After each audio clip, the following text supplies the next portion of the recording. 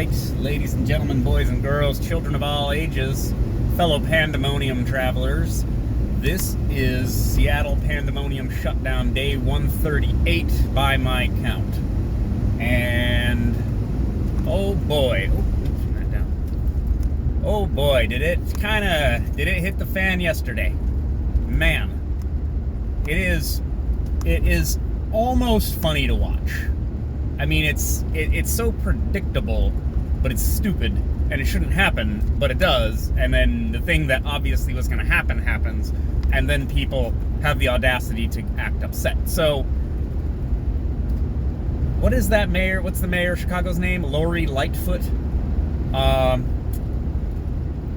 Couldn't rein in her DA and actually prosecute Jussie Smollett for faking a hate crime, like a total asshole. She put out on Twitter that she would not allow Donald Trump's, I forget the exact wording, Donald Trump's secret police to abuse the citizens of Chicago, which is funny anyway, because Chicago's problem isn't federal law enforcement coming in and abusing people. They're abusing themselves, the citizenry. I mean, they're holding themselves hostage to insane levels of violence. It's like legendary. They call it Chirac for a reason. And if I'm not mistaken, we actually train our Army combat medics in Chicago to treat gunshot wounds because there's so many of them. So they get practice, you know. So that tells you something. But her tweet was, we're not going to allow Donald Trump's, federal stormtroopers, or Nancy Pelosi called them stormtroopers, which is funny because if they were stormtroopers, they clearly have better aim than stormtroopers, so that doesn't make any sense. But I stole that joke, by the way. I'm not that clever. And then like an hour after she tweeted this mass shooting occurred at a funeral home in Chicago, and like 14 people were shot. I haven't seen an update of how many have died, but that's a mass shooting, right? Like, I think children were shot. And then, all over the freaking country, guys. I'll say this. Seattle, I don't know if Seattle has had a spike in violence, like shootings and murders, but I assume probably, but nowhere near what's happened in places like New York City, okay? LA, same thing. Atlanta, I assume. Baltimore. New York City, again, you had children getting shot in the street. And, like, this idea that the real problem we're facing, not that precedent doesn't matter, is Donald Trump sending in more police to reinforce order in all of this chaos that's getting people killed.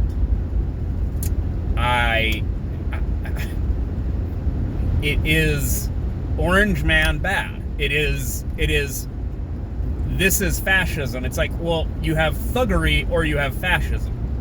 Right now, it seems like the thuggery, and I mean thuggery, not thugs, it's not a racial thing, okay? Thuggery, you have people willing to committing violence on other people, and the police are basically standing down, or they've already been disbanded, or they're just not capable of handling this level of chaos. So they're not going to come and help you. So, this idea, again, of defunding the police, they're talking about defunding the police 50% here in Seattle. They were probably going to be defunded anyway, just because of the city budget shortfall. So, on the one hand, they've managed to politicize it and make it into like a moral crusade to do so, but they were probably going to do it anyway. Same with cuts in Metro. Now they're going to try to take the 50% from the law enforcement and put it in Metro to keep Metro afloat so that the whole city doesn't become completely dysfunctional for anyone who doesn't drive a car.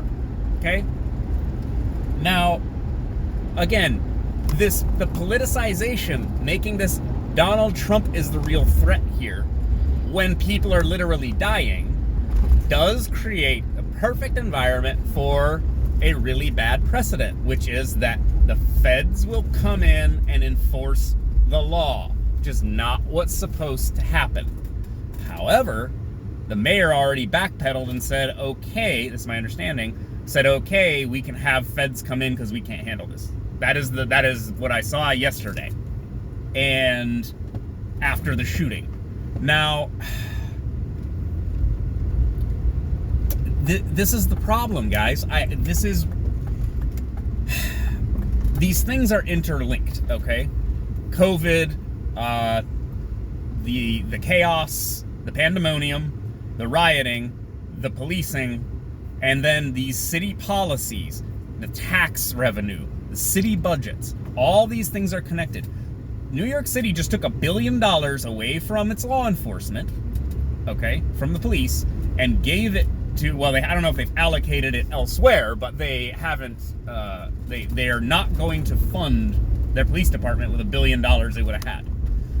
What this is doing, okay, is outsourcing public safety, which is part of law enforcement. Whether, I understand libertarians are probably getting mad and anti-cop people are getting mad, like, no, they're not. I've literally watched police keep people safe from harm, okay? That happens. That is part of their job, okay? Sometimes they save people's lives, sometimes they take people's lives. It is the position that they've been put into. Now, if you don't own a weapon, I don't know, any weapon, I guess, but if you don't own a firearm and know how to use it, if you're not physically capable of defending yourself or others, then they have now outsourced public safety to the public, and not all of us are. Why are you? No. Stupid robo-dials. We need to get people on that. Go burn their call centers down. Never mind the police stations and stuff. Go burn down those call centers and fuck those people up. Everyone hates them. Anyways. Outsourcing public safety to the public, and not all of us are, again, mentally or physically or even financially positioned to provide our own safety and security. And by that, I mean buying a gun. I mean buying security cameras. I mean paying for your own private security. Like, how will you, and again, when you have a state, okay, when you have a country, and your country has laws, you have to enforce those laws, at which point you then have law enforcement agents. You have people who go out and enforce the law. If you have somebody breaking the law, who do you call if not law enforcement? Or at some point, someone who is an agent of enforcing the law on behalf of the state, which is, in theory, on behalf of the citizenry. Okay? Private security is not going to come in and protect your, and solve a murder, right? Like, this is not how we enforce the law. Now, if you just want to jettison the law, well, that's a conversation that I don't think anybody's actually having. Everyone's just talking about police victimizing the public, not what it means to even have laws.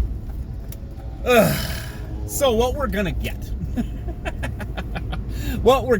and I've seen some really glib takes on what we're going to get when we defund the police.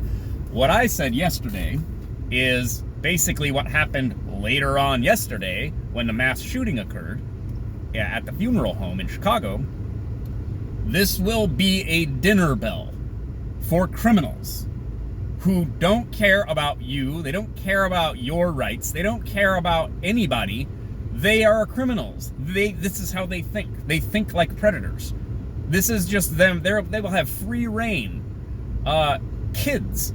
They're cutting juvenile enforcement. Now, obviously, locking children up in a children's jail is not ideal, but they too, they're young and stupid, and they make stupid decisions, which is why they are in juvenile correction in the first place.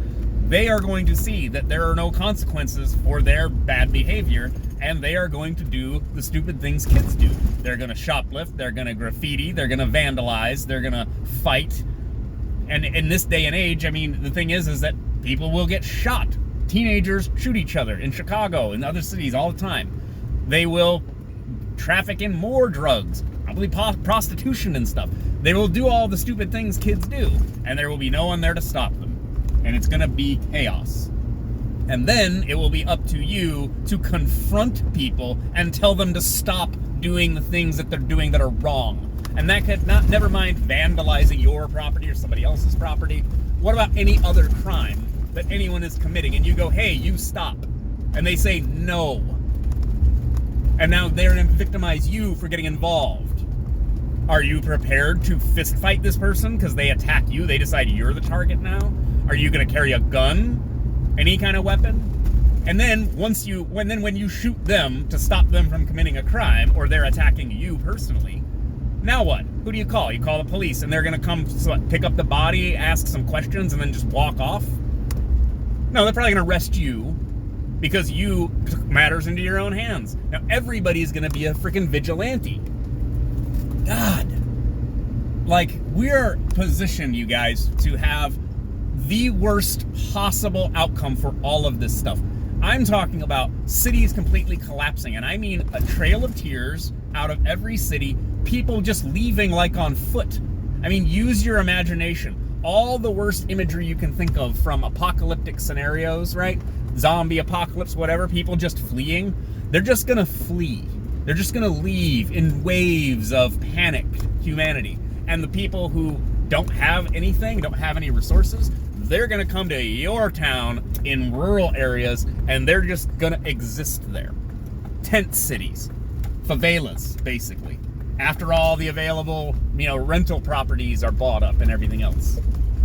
I'm telling you guys, like, we are positioned for that. For horrificness. And people are cheering it on like this is a wonderful thing. And it's frightening to me. All right. That's enough fear-mongering from me for one day. Bye.